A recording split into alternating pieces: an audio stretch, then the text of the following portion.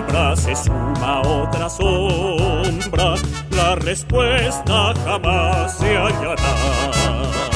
Si la vida no anima la ciencia, si la ciencia en la vida... Tenemos en consecuencia la primera charla con un tema supremamente interesante a cargo del filósofo doctor William Felipe Guerrero Salazar, egresado de la Universidad de los Andes con maestría en la misma universidad de filosofía y ética en Jacques Derrida. A continuación, entonces, tendremos el gusto, el placer de escuchar a nuestro querido filósofo William Felipe. Tiene usted la palabra, mi querido William Felipe. Mi charla o lo que quisiera tratar en mi conferencia es sobre una relación o una noción ética del cuerpo.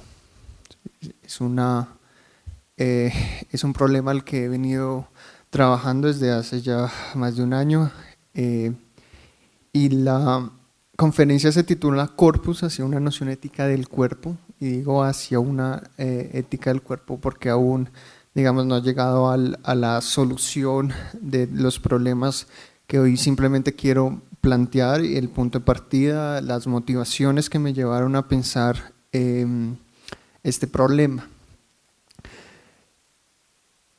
Quisiera leerles una introducción que tengo acá. En primer lugar, quisiera comenzar con un epígrafe de un filósofo contemporáneo actual que está actualmente vivo, que se llama Jean-Luc Nancy, y dice lo siguiente, que creo que resume todo lo que quiero exponer el día de hoy. El cuerpo es la unidad de un ser fuera de sí. El cuerpo ha sido interpretado y reinterpretado a lo largo de la historia de Occidente. Estas interpretaciones se extienden desde la filosofía, pasando por la antropología, la biología, inclusive la teología. La preocupación por el cuerpo está en todas partes. Ha sufrido un centenar de contorsiones, compulsiones a lo largo de la historia. Desde los antiguos con Aristóteles hasta la teoría queer de Judy Butler, nos tropezamos con la misma pregunta una y otra vez. ¿Cómo podemos entender el cuerpo? O yo lo reformularía también como ¿qué hacemos con el cuerpo? Varias respuestas que hemos heredado han tratado al cuerpo de diferentes maneras, lo han venerado, idealizado, sacralizado, repudiado, violentado de tantas maneras como el mismo cuerpo lo permite. En este sentido, el cuerpo es el lugar donde diferentes visiones antinómicas pueden subsistir. Es, como lo dice Jean-Luc Nancy, el peso, el punto de gravedad, donde todo se encuentra y todo cae. El cuerpo es entonces ese lugar el cual no podemos abandonar. A partir de esto, mi pregunta es la siguiente: ¿por qué existe entonces esta obsesión por el cuerpo? No es fácil dar una respuesta unívoca a este interrogante. No obstante, podemos encontrar algunas pistas en las palabras del filósofo Michel Foucault, que hay que anotarlo, es uno de los grandes estudiosos del cuerpo, en donde expresa lo que puede denominarse como una ley del cuerpo. En el cuerpo utópico, Foucault dice, lo cito: todas las mañanas la misma herida. Bajo mis ojos se dibuja la inevitable imagen que impone el espejo. Cara delgada, hombros arqueados, mirada miope, ausencia de pelo, nada lindo en verdad. Y en esta fea cáscara de mi cabeza, en esta jaula que no me gusta, en la que tendré que mostrarme y pasearme, a través de esta celosía tendré que hablar, mirar, ser mirado. Bajo esta piel tendré que reventar. Mi cuerpo es el lugar irremediable al que estoy condenado. Fin de la cita. Es así como el cuerpo marca su pauta, la ley misma a la que todos estamos condenados al poseer uno. No hay escapatoria. No obstante, podemos modificar nuestra apariencia, nuestro propio cuerpo, pero no es más que un hermoso sueño de que no estamos dominados por él. Es gracias al cuerpo que nos movemos, que sentimos, que nos percibimos, pero al mismo tiempo, y esta es la inexorable rigidez de la ley corporal, el cuerpo nos gobierna, nos lleva al médico, a la cocina, al baño, a la peluquería, a la habitación. El cuerpo es, en suma, ese lugar al que estamos condenados. El cuerpo es entonces el lugar que somos, es ese estar ahí de mi cuerpo, pues no podemos estar en otra parte más que en el cuerpo mismo. Es por esta razón, tomando las palabras de nuevo de Jean-Luc Nancy, el cuerpo, cito, es nuestra angustia puesta al desnudo. Fin de la cita. Esta angustia, pues, no sabemos cómo entender el cuerpo, cómo entender esta ley, cómo abordar esta ley corporal, pues toca nuestros miedos, nuestros ideales, nuestras perversiones. Esta angustia, vale la pena decirlo, es doble y diciente. Por un lado no somos más que el cuerpo y por el otro no hay más que cuerpos. El mundo es una aglomeración, conjunción de múltiples cuerpos. Existen cuerpos de agua, cuerpos de paz, cuerpos diplomáticos, cuerpos del delito, cuerpos gloriosos. Y entre todos estos cuerpos somos nosotros, cuerpos entre cuerpos. Entre cuerpos nos relacionamos.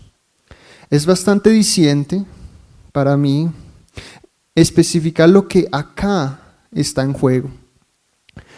Pues en nuestro lenguaje coloquial nosotros decimos en nuestro lenguaje decimos, tenemos expresiones como sacarle el cuerpo a algo o a alguien, y creo que esto muestra esta necesidad de pensar el cuerpo en diferentes ámbitos. Ahora bien, dado esta angustia doble, vale la pena preguntarse qué implicaciones se pueden deducir del cuerpo en el ámbito de lo ético.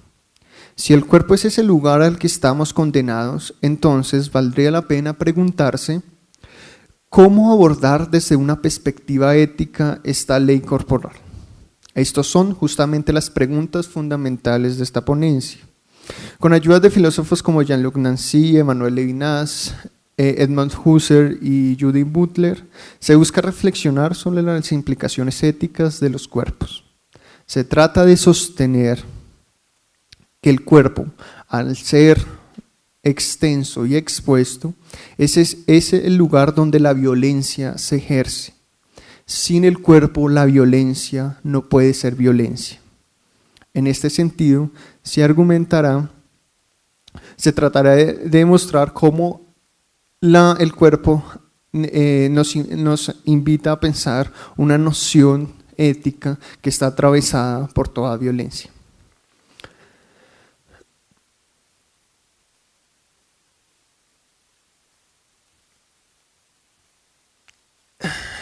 Listo, entonces la primera parte sería lo siguiente: el cuerpo como extensa, como cosa percibida. ¿De dónde partir un análisis de la noción ética del cuerpo? Pues si estamos dentro de la filosofía, el mejor punto de partida sería la fenomenología, en especial lo que Husserl abordó en su texto Ideas 2. Justamente me gustaría partir de ahí, pero darle un poquito más hacia atrás en el tiempo y reconocer o volver a rescatar la noción o la definición cartesiana del cuerpo que encontramos en la segunda meditación. Voy a citar a Descartes, que dice lo siguiente: el cuerpo es todo aquello que es apto para ser delimitado por alguna figura, está circunscrito en un lugar y llenar de alguna manera un espacio que de él se excluya todo cuerpo. ser percibido por el tacto, por la vista, por el oído, el gusto y el olfato, y moverse también en muchos modos, no ciertamente por sí mismo, sino también por cualquier otro, por el que sea tocado. Eso es Descartes. El cuerpo para Descartes es aquel que ocupa un lugar y en esta medida excluye a todo otro cuerpo que ocupa ese espacio determinado que ya es cuerpo. De esta manera, este puede ser percibido, esto es, tocado, visto, degustado, oído por otro. El cuerpo desde la filosofía cartesiana debe estar en algún lugar, estar ahí expuesto ante otro. Ningún cuerpo puede no estar en el mundo, es decir, no hay ningún cuerpo que no ocupe un espacio determinado. Si existiera un cuerpo de tales características, es menester entonces que se le atribuya un espacio, un lugar, como es el caso del cuerpo y la sangre de Cristo, que al no tener un lugar determinado se le ha atribuido, asignado la hostia como representación del cuerpo del Salvador.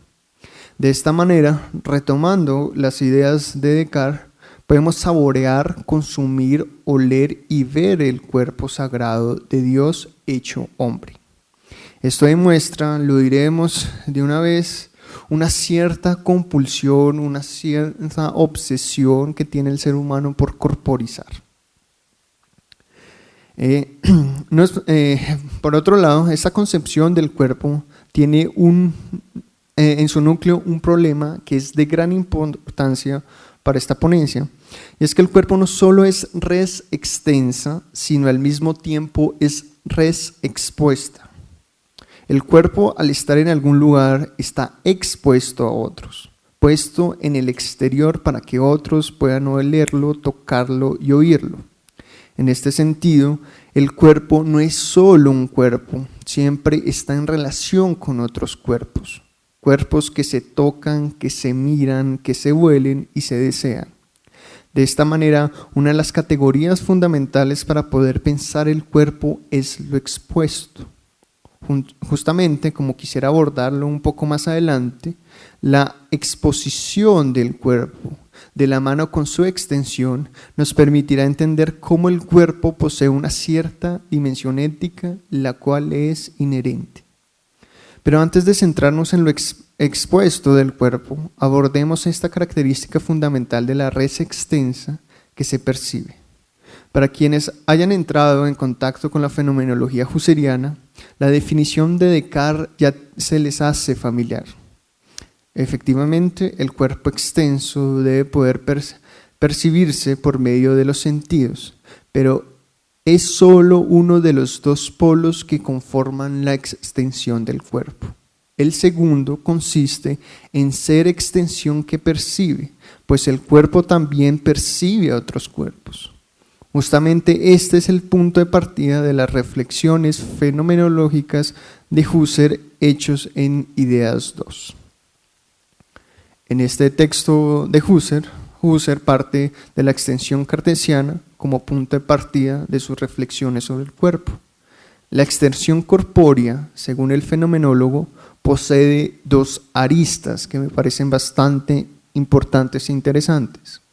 Primero, la cosidad material, en la cual consiste un cuerpo que no puede moverse por sí mismo, pero que puede ser movido por otro. Eso es lo que serían los cuerpos objetos.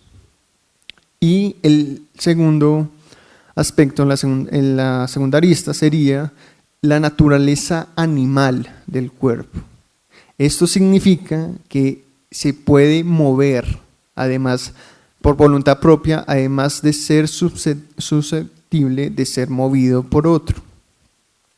En este sentido, la fenomenología husserliana amplía y distingue la definición cartesiana de cuerpo.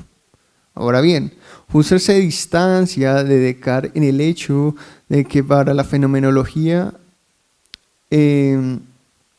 la noción del cuerpo de Descartes debe ser entendido no como res extensa, sino como mera materialidad, en cuanto que esto significa que no solo tiene extensión espacial, sino también extensión temporal.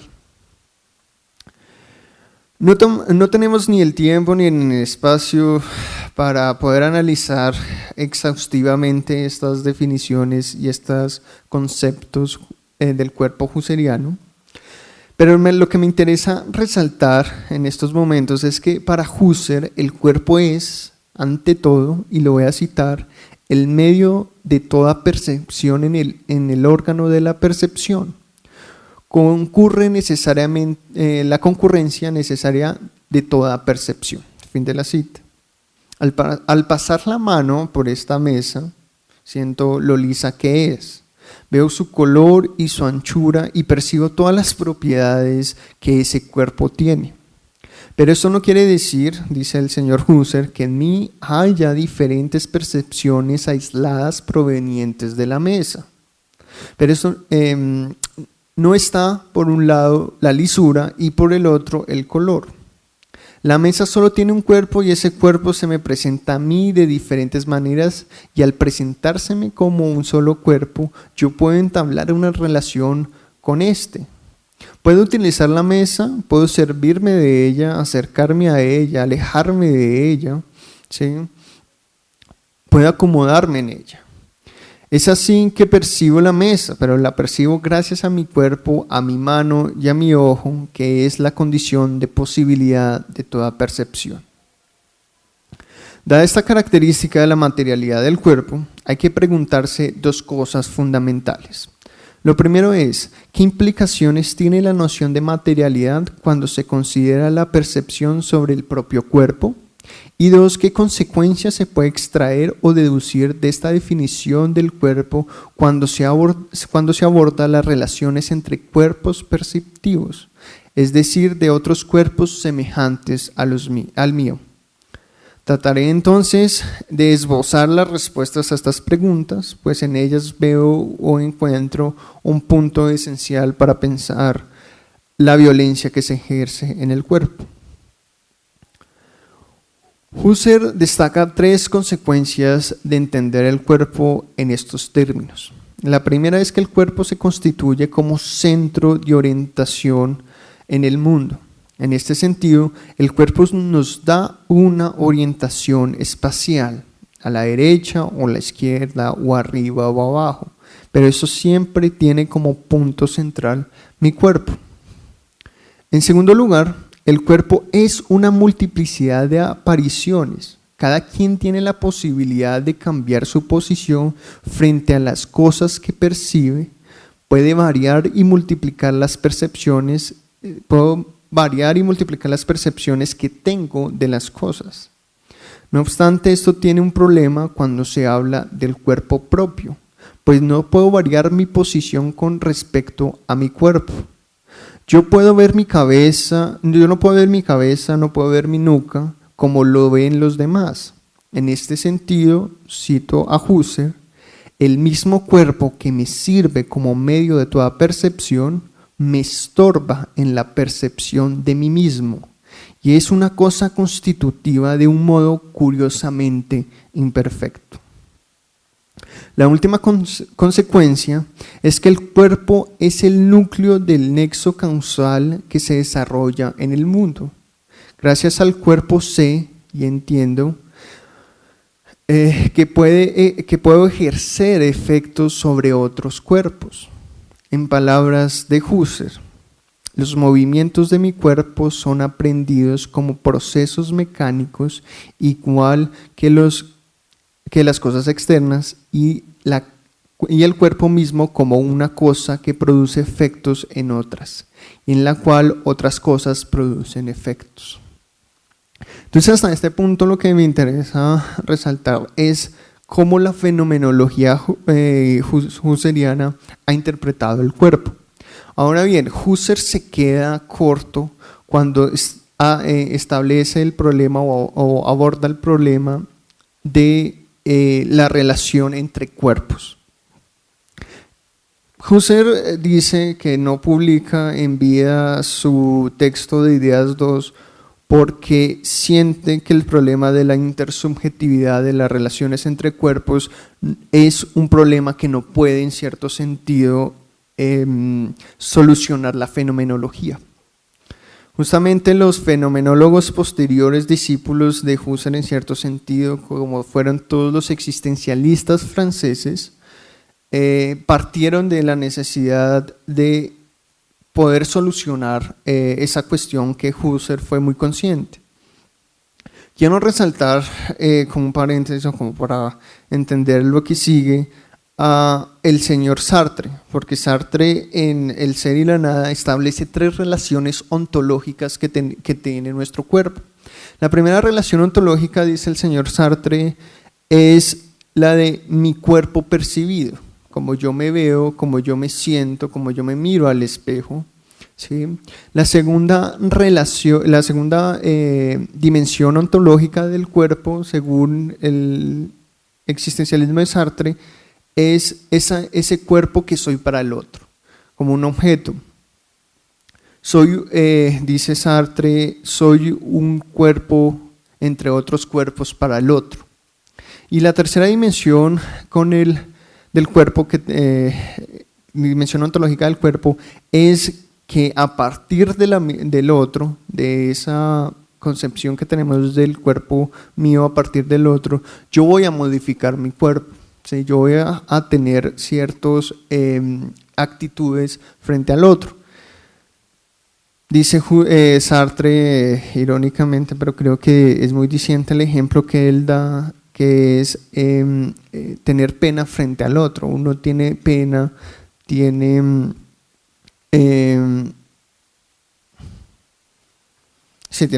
estaba pensando, tiene pena frente al otro. Uno nunca tiene pena frente a uno mismo, ¿no? Pero cuando ya uno se pone en un escenario frente a las miradas de otro, pues ahí mi relación con mi cuerpo y conmigo mismo va a estar modificada. El punto que me interesa justamente es ese, es pensar que nuestra relación con el cuerpo va a cambiar de alguna manera cuando estamos en relación con otro cuerpo. Y ese es mi punto de partida. Y creo que de pronto uno no podría sacar muchas consecuencias éticas de la noción de cuerpo en Sartre, pero sí me interesa justamente a un filósofo que ha pensado muy bien, que es un referente importante de la ética al día de hoy, es Emmanuel Levinas. Justamente creo que todas mis reflexiones van en torno a pensar cómo en Levinas podemos pensar el cuerpo, pero el cuerpo de una manera ética.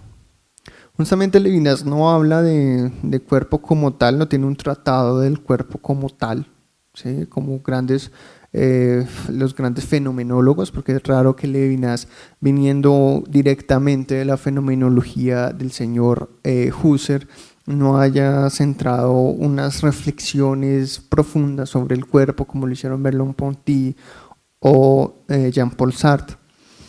Pero él tiene un lugar, me parece, una obra que creo que ahí uno puede extraer una serie de implicaciones, que es un texto tardío, digámoslo así, de Levinas maduro, tardío, que se llama Otro modo de ser o más allá de la esencia. Justamente, el grosso modo de la exposición, la exposición de Husserl en ese librito es tratar de pensar la percepción husserliana dentro de la relación ética.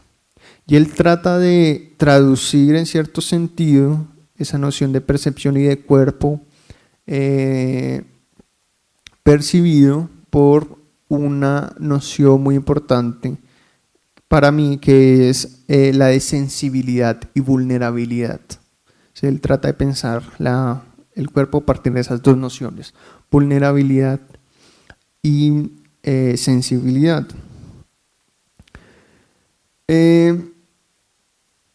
Voy a decir efectivamente cómo el señor Levinas, voy a citar en cierto sentido algo extenso de un texto que me parece muy interesante, que es un escrito preparatorio para de otro modo que ser más allá de la esencia. Y él está hablando justamente de la apertura y de la exposición de las nociones de apertura y exposición que ha reinado en la filosofía. Y él dice que en la historia de la filosofía ha habido 3 momentos o 3 formas de entender la apertura y la exposición. Voy a citar al señor Levinas. Primero, puedo significar la apertura de todo objeto a todos los otros en la unidad del universo regida por la tercera analogía de la experiencia, de la crítica, de la razón pura. Pero puede designar también la intencionalidad de la conciencia, un éxtasis en el ser. Éxtasis de la existencia, según Heidegger, que anima la conciencia, que está llamada por la apertura originaria de la esencia del Sein a ocupar un lugar en esta drama de la apertura. Pero la apertura y lo expuesto puede tener un tercer significado. No es ya la esencia del ser que se abre para mostrarse, ni la conciencia que se abre a la presencia abierta y confinada a ella. La apertura es lo descarnado de la piel expuesta a la herida y el ultraje. La apertura es la vulnerabilidad de una piel ofrecida en un ultraje y la herida, más allá de lo que puede mostrarse, más allá de todo lo que la esencia del ser puede exponerse a la comprensión y la celebración. En la sensibilidad se pone al descubierto, se expone un desnudo muy desnudo que el de la piel, más allá de su forma y su belleza, que inspira las artes plásticas. Se expone un desnudo de una piel ofrecida al contacto y a la caricia que siempre, y aún en la voluptuosidad, inequívocamente, es sufrimiento por el sufrimiento del otro. Entonces, el señor Levinas trata de entender esta noción del cuerpo a partir de esta exposición. Y dice Levinas, nosotros no solo somos cosas extensas, sino que estamos expuestos a los cuerpos de otros, a la acción de otros, va a decir Levinas. Y es ese sufrimiento o esa violencia a la que todos estamos expuestos por el simple hecho de ser cuerpos. Quiero resaltar que para Levinas la sensibilidad es una exposición al otro. Es por esto que la sensibilidad no es más que el estar ofrecido sin reserva, expuestos a otros, es una vulnerabilidad. Nos exponemos a los otros como seres vulnerables, como seres cuya piel está expuesta al ultraje, al dolor, pero al mismo tiempo, y en lo que me interesa, es a toda violencia. No obstante, debo ser ahí cuidadoso y advertirles pues de Levinas va más allá del cuerpo de la piel. Dice que hay una trascendencia, ¿sí? Una cierta humanidad, pero él dice que esta exposición del rostro del otro, que es que el rostro es el que nos llama, el que nos dice a nosotros no nos matarás, que es la máxima ética que propone Levinas. ¿Sí? Dice que no solo se queda en las características materiales de ese rostro, ¿sí? No solo en el color de la piel o el color de los ojos, sino que va más allá de ello, de eso. Y dice que es una cosa, una trascendencia del rostro, es así como le llama el señor Levinas.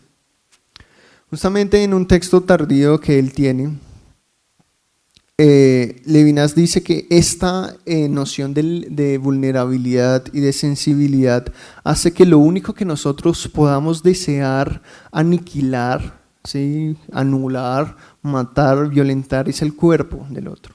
Dice en un texto que se llama ¿Qué es fundamental para la ontología? Dice lo siguiente, voy a citarlo. Todo lo que me llega de él, del rostro, a partir del ser en general, se ofrece sin duda a mi comprensión y a mi posesión.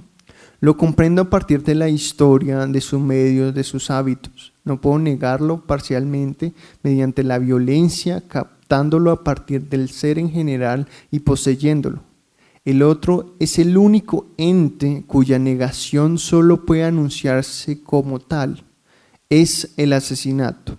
El otro es el único ente a quien puedo querer matar y anular.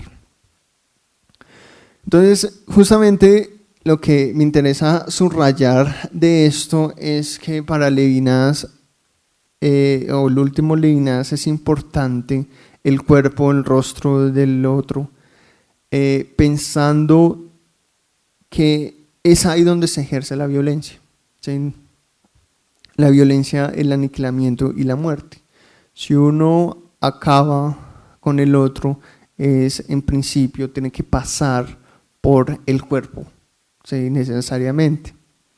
Esto me parece que es crucial, sobre todo para el concepto de vulnerabilidad y de vida precaria que ha desarrollado hace unos años Judith Butler.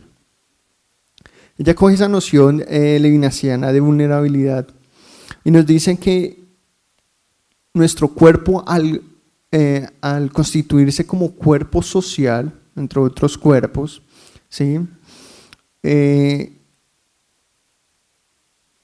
Nos vamos a ver como siempre vamos a tener latente el problema de que nos hagan daño, ejerzan violencia sobre nosotros y la vulnerabilidad.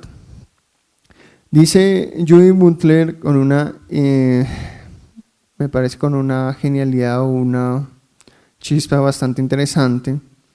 El día de hoy nosotros nos movemos con miedo, en cierto sentido, por medio de esta vulnerabilidad. ¿Sí? Salimos a la calle y sabiendo que es muy posible que alguien utilice nuestra vulnerabilidad como arma para cometer el robo. La vulnerabilidad que sentimos cuando alguien nos amenaza con una jeringa que puede estar contaminada con VIH, ¿sí? O la violencia sexual que se comete a diario en el mundo. Entonces lo que dice la señora Judith Butler es que esto significa, voy a citar a Butler, eso significa que en parte cada uno de nosotros se constituye políticamente a partir de la vulnerabilidad social que encarna nuestro cuerpo. Entonces mi idea es, o hacia dónde yo me dirijo, hacia dónde quiero llegar, no sé si he llegado o no he llegado al punto que quiero llegar, pero eso me ha hecho pensar, bueno, actualmente en todas las teorías éticas o la filosofía éticas, no ha habido una preocupación inherente por el cuerpo. Creo que es la única actualmente que trabaja eso con rigor y con una preocupación bastante seria, Judith Butler. No obstante, ella va a llegar a otro lado, lo va a dirigir a otras cosas del género, de la teoría queer, que es lo que a ella le interesa. Y yo quisiera ir por el otro lado, por otro camino que efectivamente se desprende de todo esto, y es que toda noción ética, me parece a mí, o todo planteamiento ético, filosofía ética, debe partir del cuerpo.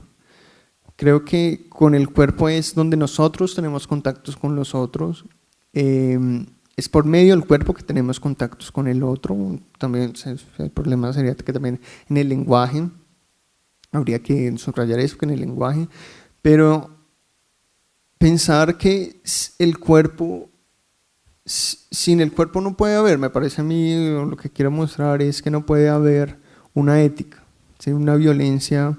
Si entendemos la ética como un no matarás o como un no ejercerás violencia, como lo propone el señor Levinas, pues inmediatamente tenemos que pensar en cómo el cuerpo está ahí latente y cómo el cuerpo está diciéndonos a nosotros, acá hay algo que se ha olvidado en la historia de la filosofía y de las teorías éticas.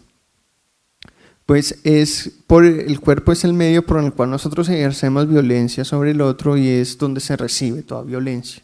Creo que de pronto es obvio ese asunto, pero creo que se ha pasado por alto esa característica fundamental. Entonces mi conclusión a la larga es que toda violencia pasa por el cuerpo. Inclusive alguien me hacía notar hace unos cuantos días, bueno, ¿cómo hacemos para entender la violencia simbólica? Yo les decía, pero es que la violencia simbólica de una u otra manera pasa por el cuerpo biológico, por el cuerpo de cada uno. Entonces, dado que ya tengo 3 minutos, solo quiero concluir muy rápidamente que hay una necesidad del día de hoy de pensar la ética y el cuerpo en la ética y la ética del cuerpo. Muchas gracias. El doctor Donato nos va a deleitar con una conferencia que me asusta el solo nombre.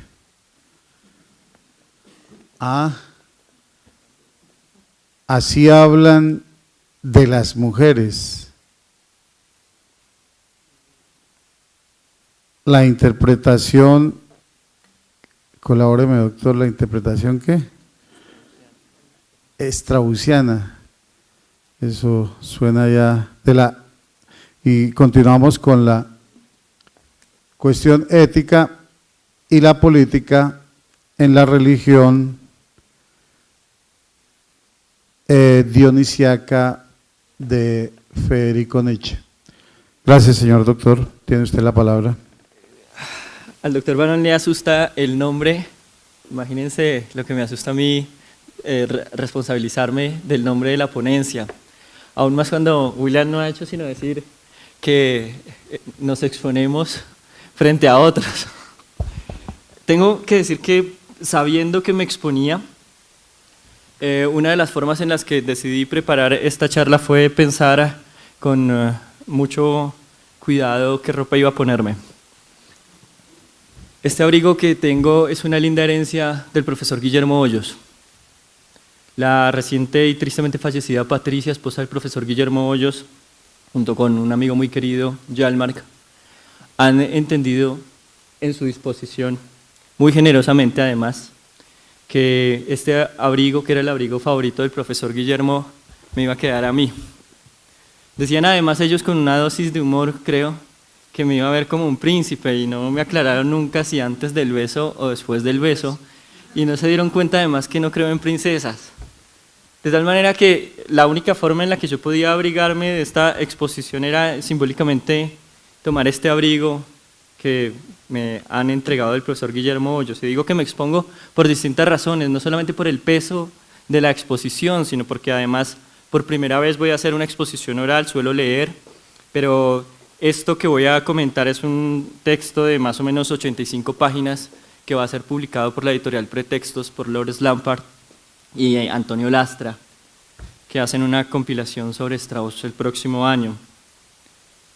Como si fuera poco, la cosa es que hay que hacerle un homenaje a Carlos Gaviria, y hay que decir que yo tuve algún contacto con Carlos Gaviria. Solíamos hablar de tango, solíamos hablar por supuesto de Platón, de Aristóteles, de Kelsen, de Schmidt, y en alguna ocasión le confesé al profesor Gaviria que no solamente yo no había leído sus famosas herejías constitucionales, sino que además seguramente no lo iba a hacer, a lo cual él le daba mucha risa y le dije, solo déjeme hacerle una pregunta, ¿qué entiende usted por herejía?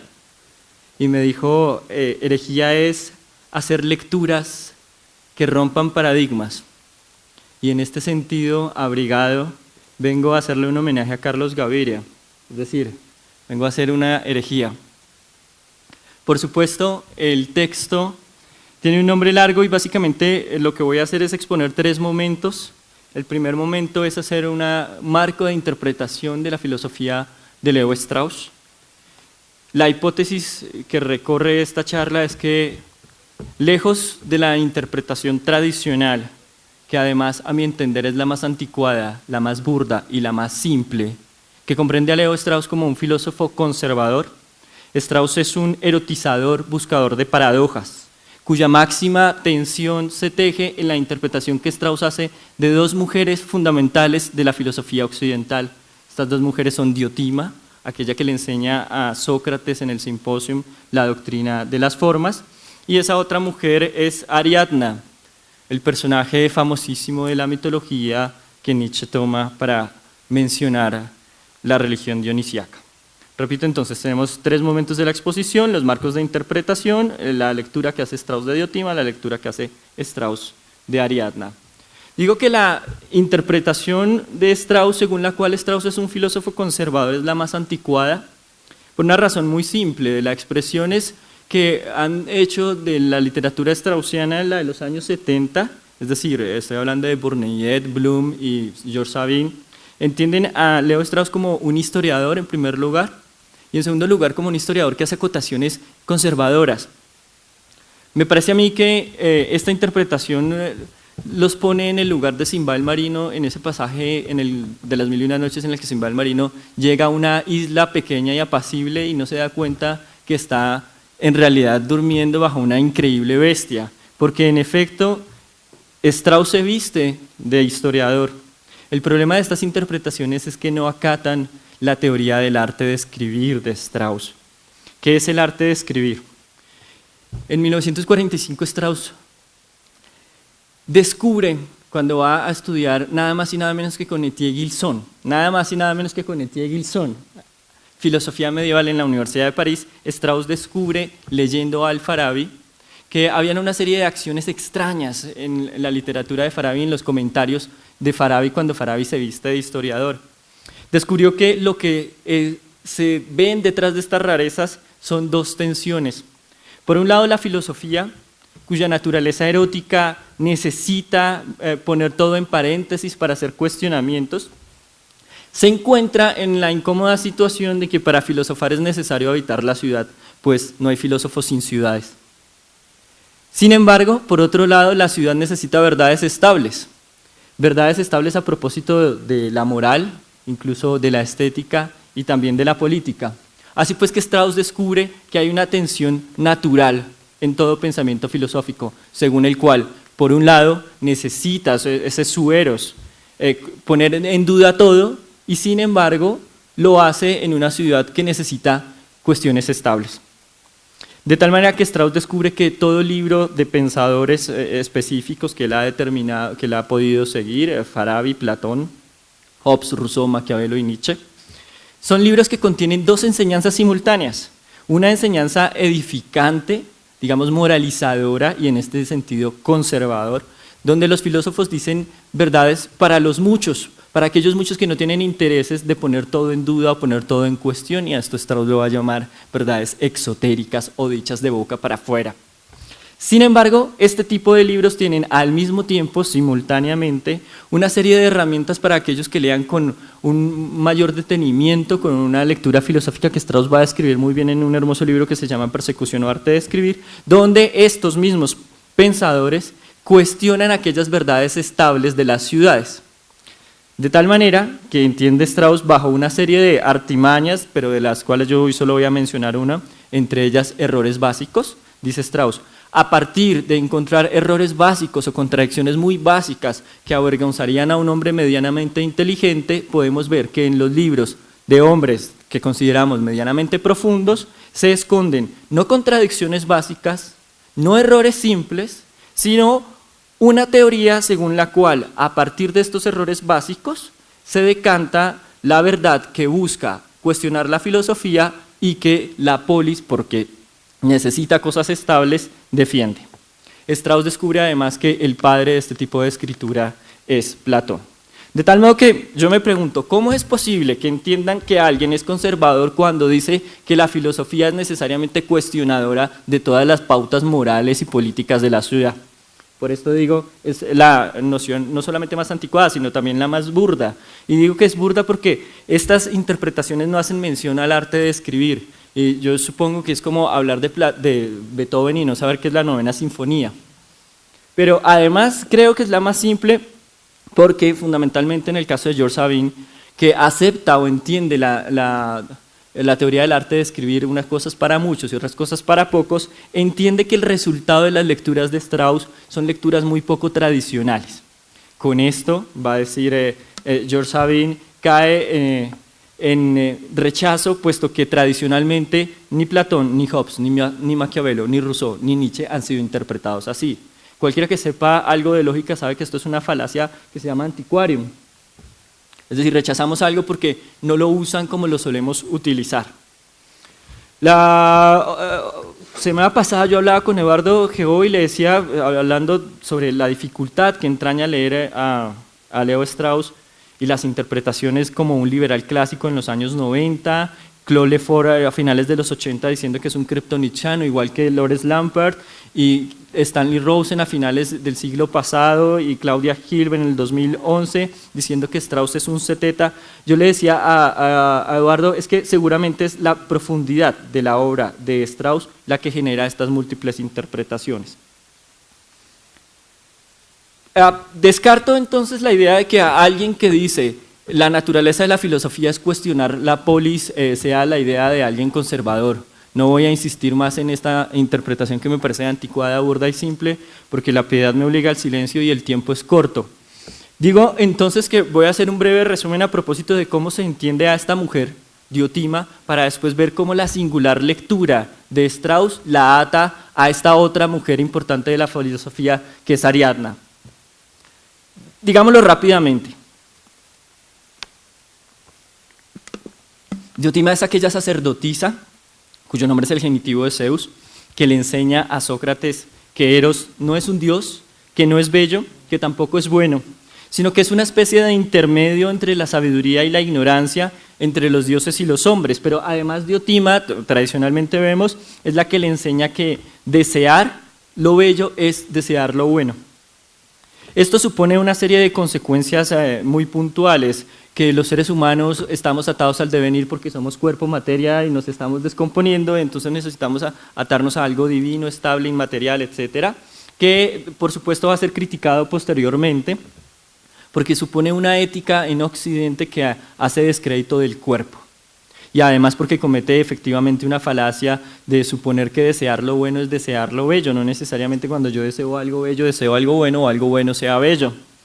En todo caso, la crítica que se construye en contra de Platón es que Platón es un despreciador del cuerpo o es propiciador de una moral que desprecia el cuerpo, de una moral de esclavos y que es un cristiano anticipado.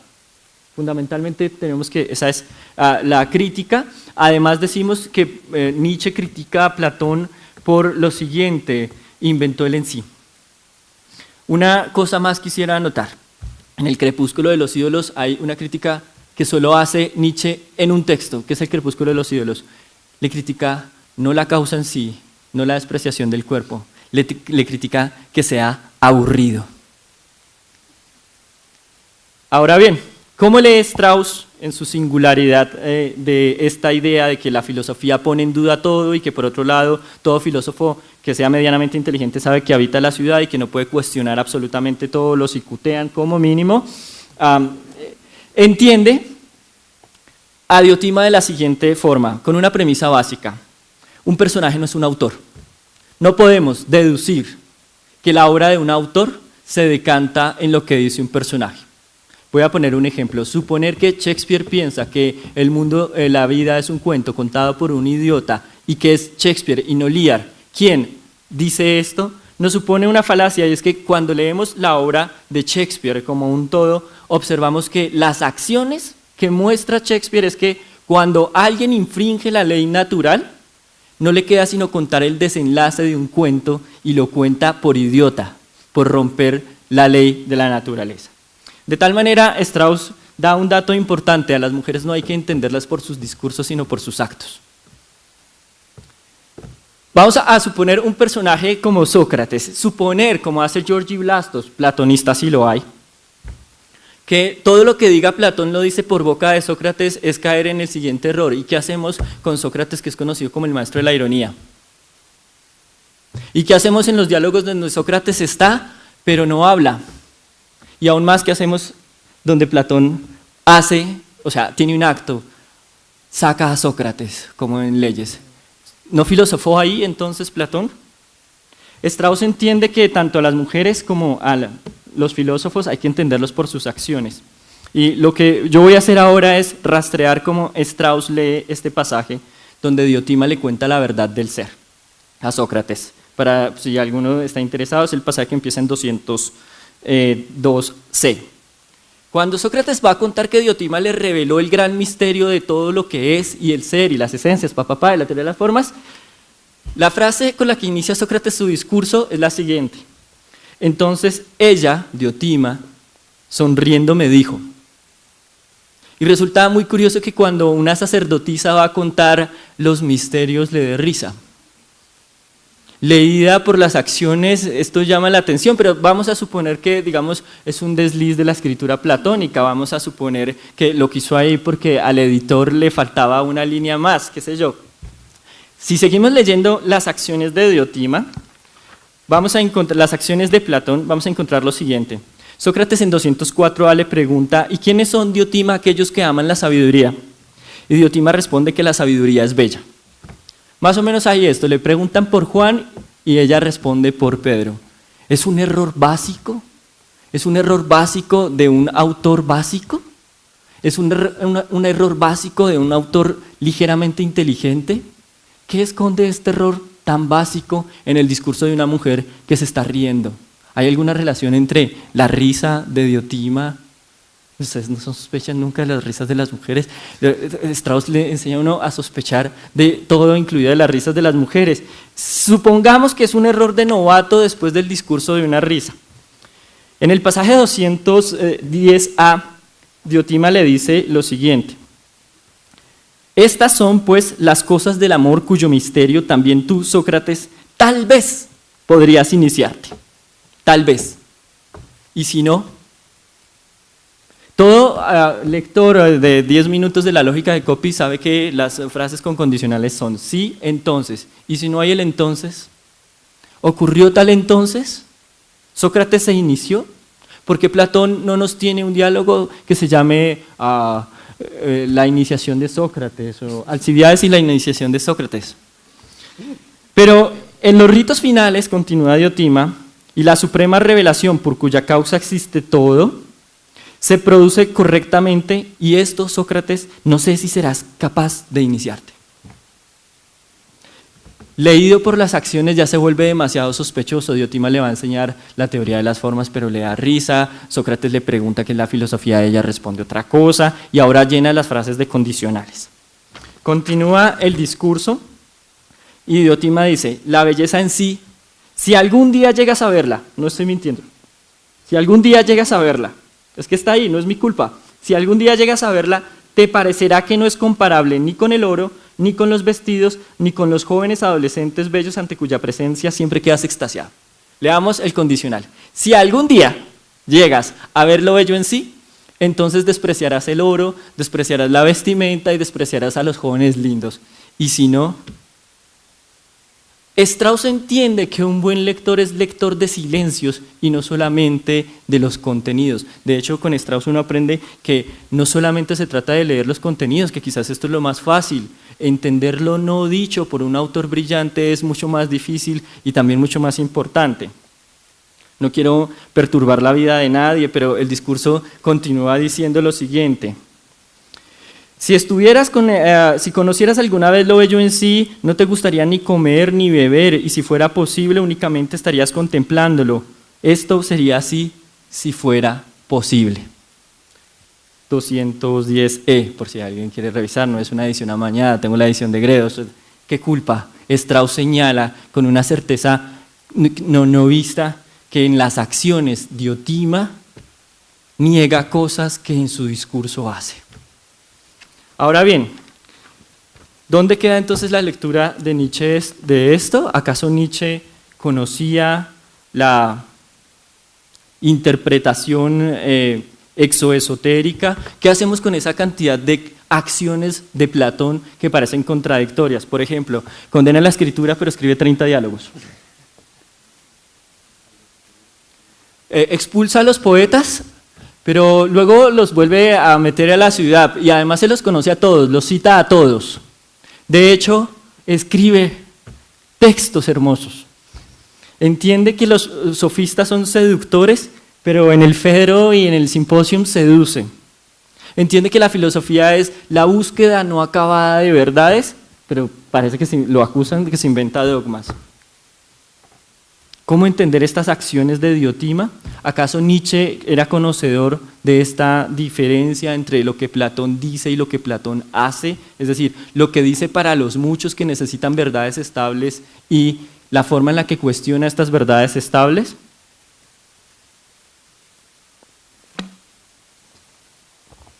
Leo el aforismo número 30 de Más allá del bien y del mal.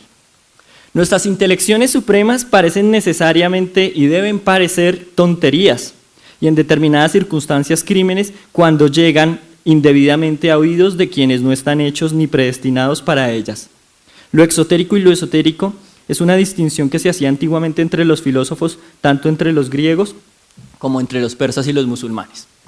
Pero digamos que Nietzsche sabe que en la antigüedad habían filósofos que distinguían las verdades de los muchos que necesitan verdades estables porque si no la vida se hace caótica y el eros desmesurado de gente que le gusta poner todo en cuestión. Pero esto no quiere decir todavía que Nietzsche diga que Platón manejaba este tipo de escritura. Nietzsche sí sabe por qué estos filósofos utilizan esto. Porque la fortaleza de un espíritu, leo el aforismo 39, porque la fortaleza de un espíritu se mide justamente por la cantidad de verdades que se necesiten. Un alto grado de necesidad de una verdad encubierta, edulcorada, amortificadora o falseada. Nietzsche entiende entonces que los filósofos entienden que en la ciudad habitan dos tipos de seres, aquellos que necesitan verdades estables sobre qué es bello, qué es bueno, qué es justo, y hay otros que quizás no las necesitan. ¿Quiénes son los que no las necesitan? Aforismo número 40. Todo lo que es profundo ama la máscara. Las cosas más profundas sienten incluso odio por la imagen y el símbolo. Y más abajo dice, callar y silenciar es algo inevitable, es una forma de escapar a la comunicación. Desear, procurar que se use una máscara de sí mismo para que sea esta la que rote en la cabeza de los corazones de los amigos. Fíjense, Nietzsche dice, y Strauss es enfático en marcar esto, enfático es en una nota al pie de página, señala con mucho cuidado Strauss que Nietzsche es consciente que hay autores que en su profundidad ponen a circular máscaras o personalidades que no son sí mismos, porque conocerlos supone conocer verdades no edificantes, verdades no constructivas, verdades cuestionadoras de la estabilidad de la polis. Sin embargo, esto no quiere decir que Nietzsche sepa o acepte que Platón conoce el arte de escribir. Nietzsche solamente sabe que los filósofos escriben así. En el aforismo 289 dice, suponiendo que un filósofo haya expresado en sus libros opiniones auténticas y últimas, ¿cómo? ¿No se escriben precisamente libros para ocultar lo que escondemos de nosotros mismos?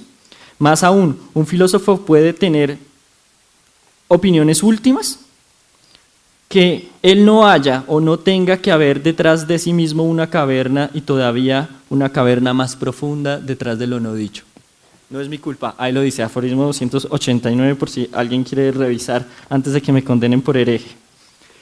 Ya la imagen de la caverna nos pone de presente a un pensador, es decir, Nietzsche sabe que los filósofos aman las cosas profundas, que escriben una cosa para los muchos, y ahora nos dice, detrás de cada pensador hay una caverna que nosotros queremos descubrir y no nos damos cuenta que debajo de esa caverna hay otra caverna. Todo pensador profundo, dice Nietzsche de manera muy jovial, tiene más miedo a ser entendido que a ser malentendido, porque por supuesto, si en esta lectura lo que de verdad quiere decir es destructor de la moral y de la ética de la ciudad, de la justicia de la ciudad, pues da mucho más miedo entonces ser entendido y es preferible ser malentendido. Nos pone de presente la imagen de la caverna, pero esto todavía no nos dice que Nietzsche crea que Platón dice, bueno, si me están diciendo que ya estoy parodiando y voy a ir hasta el paroxismo, aforismo número 7.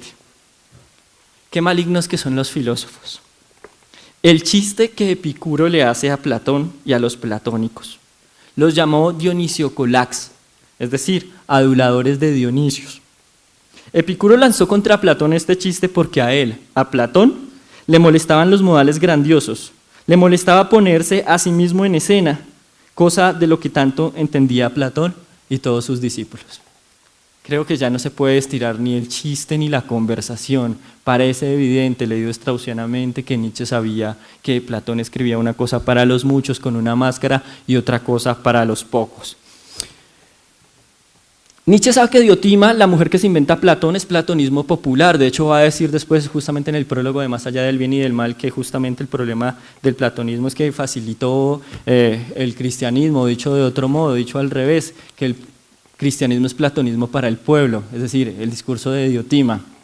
Pero Nietzsche sabe que Diotima no es Platón. ¿Qué pasa ahora con la mujer de Nietzsche? Es decir, ¿qué pasa con Ariadna? Empecemos a mirar ¿qué entiende Nietzsche metafóricamente por mujer? El prólogo de Más allá del bien y el mal empieza diciendo, supongamos que toda verdad es una mujer. En Zaratustra, Nietzsche, en el apartado sobre leer y escribir, Nietzsche dice, las mujeres aman a los valientes. Eso quiere decir que las mujeres, es decir, la verdad es que solo se ama a aquellos valientes que son capaces de vivir la vida sin verdades edificantes, sin verdades moralizantes, sin justicias que lleguen, sin ciudades perfectas. La mujer se parece a la verdad en este otro sentido, no muestra nunca sus verdaderas razones. Es decir, filosóficamente quiere decir que el todo o la cosa en sí no es cognoscible.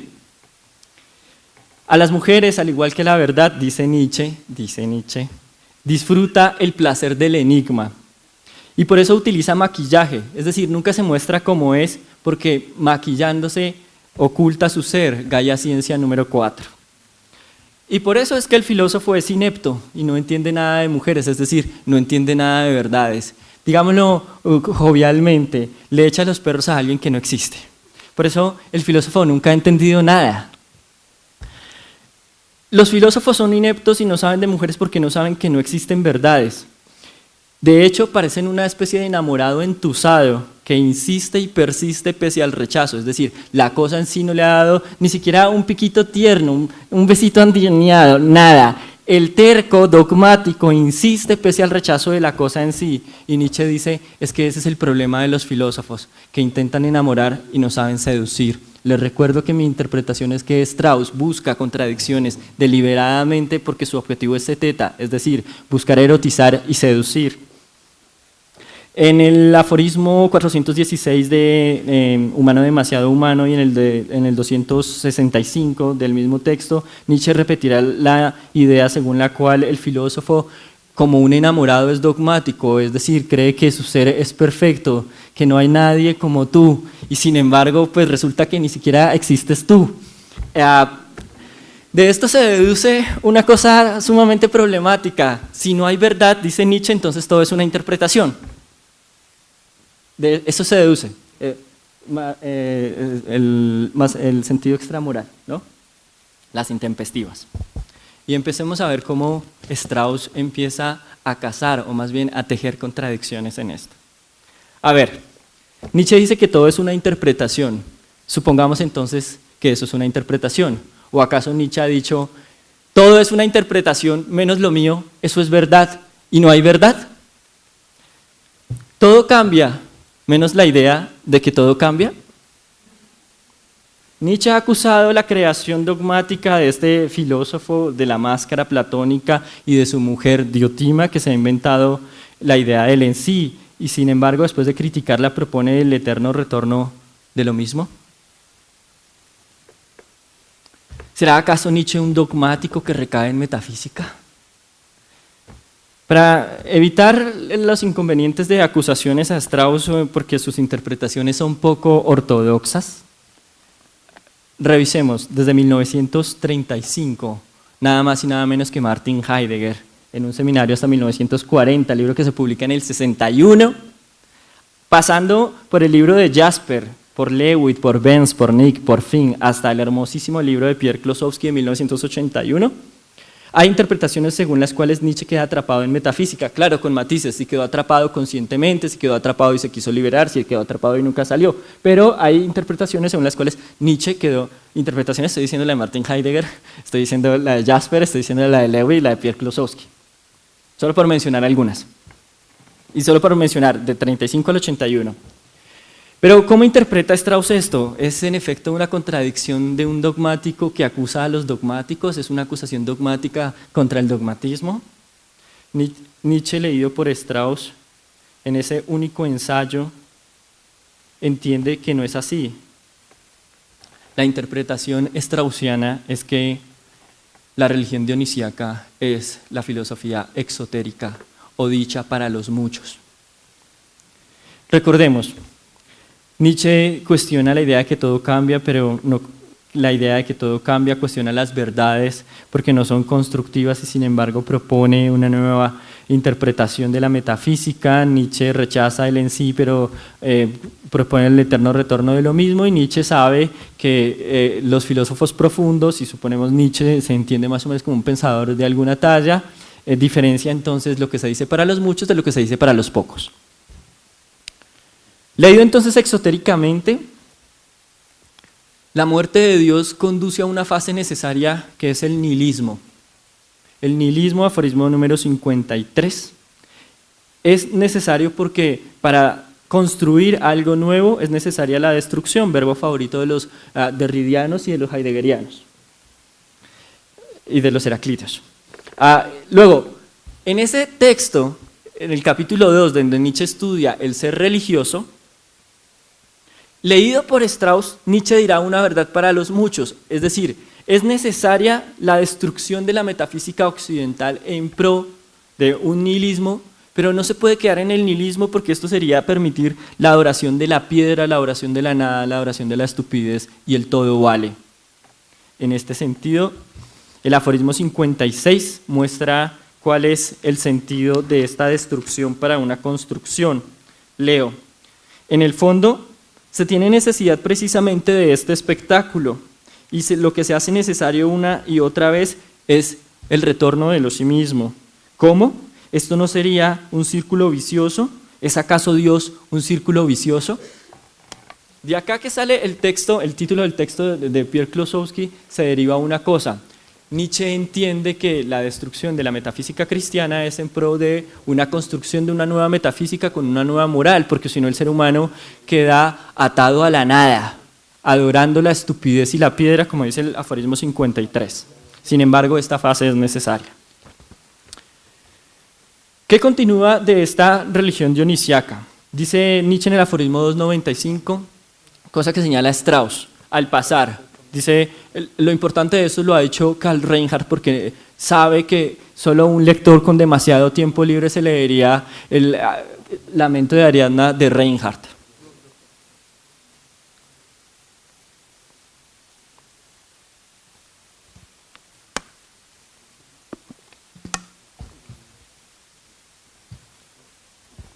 Dice Nietzsche,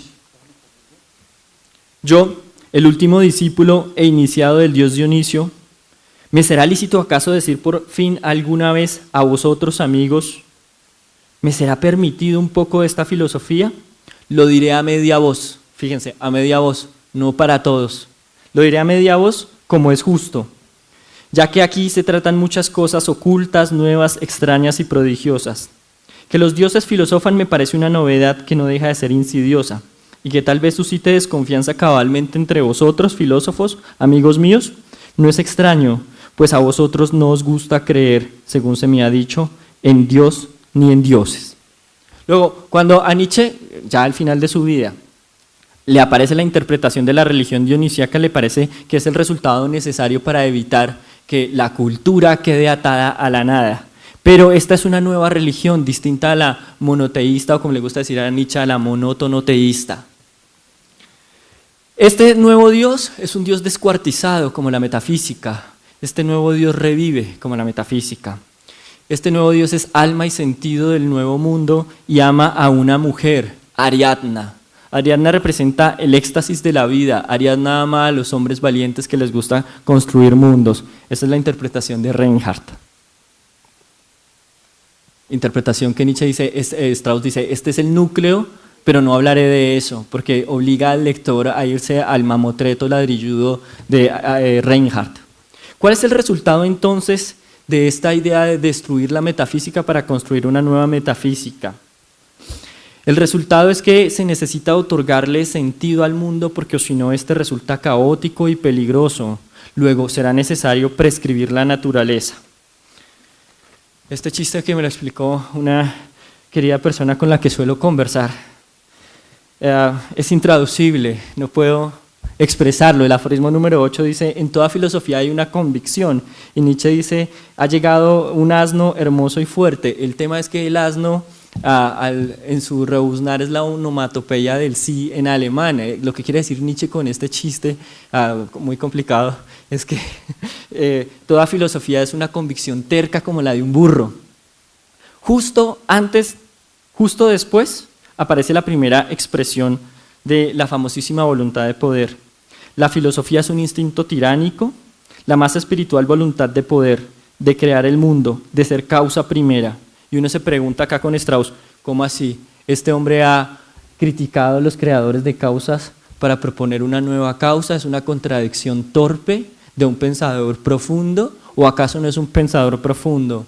A diferencia de las interpretaciones antes mencionadas de Heidegger, a Pierre Klossowski, la interpretación de Strauss es que esta es una verdad exotérica o para los muchos, una verdad exotérica para los muchos que al destruir una verdad exotérica dadora de sentido para el mundo judeocristiano, necesita en todo caso impregnar de sentido, de una interpretación que evite que el mundo caiga en la nada. Sin embargo, dicho para los pocos, lo que queda es que Ariadna sigue siendo oculta para Dionisio. Es decir, que el mundo no tiene sentido, que la cosa en sí no es cognoscible. Nos podemos inventar una nueva moral a cambio de la moral destruida. Nos podemos inventar una nueva metafísica a cambio de la metafísica destruida. Pero el mundo en sí, es decir, la mujer Ariadna, sigue sin darnos bola.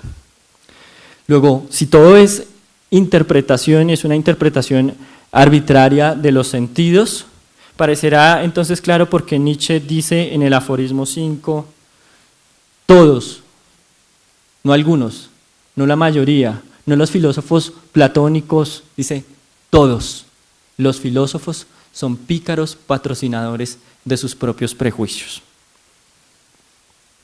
Nietzsche va a agregar además que la necesidad de inventarse este nuevo sentido del mundo, opuesto al que él con tanto esfuerzo se dedicó a combatir, tiene que ver con que en el aforismo 83 diga que es el instinto el que hace esto, porque cuando la casa arde olvidamos incluso el almuerzo, aunque luego lo recuperemos de las cenizas. Recordemos que para Nietzsche las cenizas son el símbolo de los ídolos caídos. Así pues, que leído por Strauss en su única nota sobre Nietzsche, empieza a mostrar cómo en el interior de la filosofía nietzscheana esta mujer Ariadna es un invento necesario, es un invento para los muchos que necesitan una verdad de la cual había sido destruida, una verdad que también era una verdad construida para los muchos, pero que en ese sentido tanto Nietzsche como Platón son constructores de verdades para los muchos que no creen, son creadores de mujeres que no existen. Ya para ir cerrando, leamos el aforismo 294, que es uno de esos escasos aforismos que Nietzsche pone título.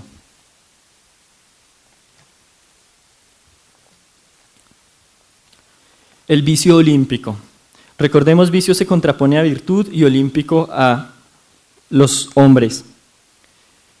Yo me permitiría incluso establecer una jerarquía de los filósofos según el grado de su risa, hasta terminar por aquellos filósofos que son capaces de carcajadas áureas.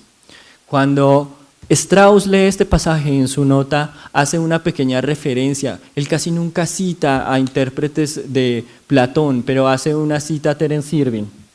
Es la famosa cita donde Irving dice, sabemos que entendimos un diálogo platónico si nos reímos alguna vez. Luego Strauss nos recuerda que Diotima empezó su discurso riendo, y para completar nos recuerda que la crítica de Nietzsche a Platón, la que hace única vez que no sea sobre la causa en sí, es la que está en el Crepúsculo de los ídolos, y dice que el problema de Nietzsche, el problema de Platón, según Nietzsche, es que él es aburrido. Nos recuerda además el momento en el que Nietzsche recuerda que cuando Platón murió esa mañana de primavera tenía como almohada las comedias de Aristófanes. En este sentido, Strauss lo que hace es, a partir de referencias sutiles y descolocadas, mostrar paradójicamente cómo dos filósofos se han inventado unas verdades para los muchos y que se ríen de todo, quizás incluso de nosotros, que hemos buscado seducir a una mujer y enamorarla.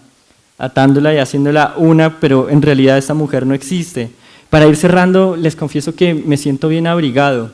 Hace mucho dejé de pensar la interpretación de Strauss como un conservador. Creo que sus múltiples interpretaciones lo que muestran es justamente la profundidad. Ahora, esas múltiples interpretaciones profundas me parece que señalan una cosa: la idea de que Strauss es un seteta, es decir, un problematizador deliberado, que lo que busca es generar eros en el lector filosófico. Esto es, que Strauss sabe de mujeres, no las busca conquistar, solo quiere seducirlas. Tanto Diotima como Ariadna son inventos dadores de sentido. Yo sé que esto es una interpretación herética, pero le quería hacer un homenaje a Carlos. Mil gracias. Muy bien.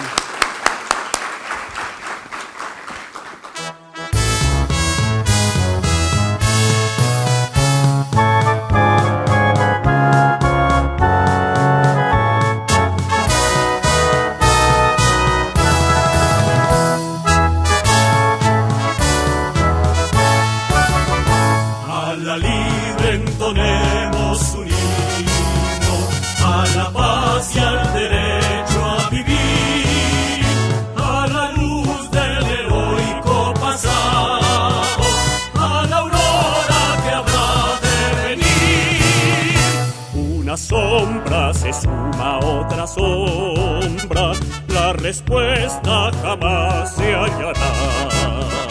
Si la vida no anima la ciencia, si la ciencia en la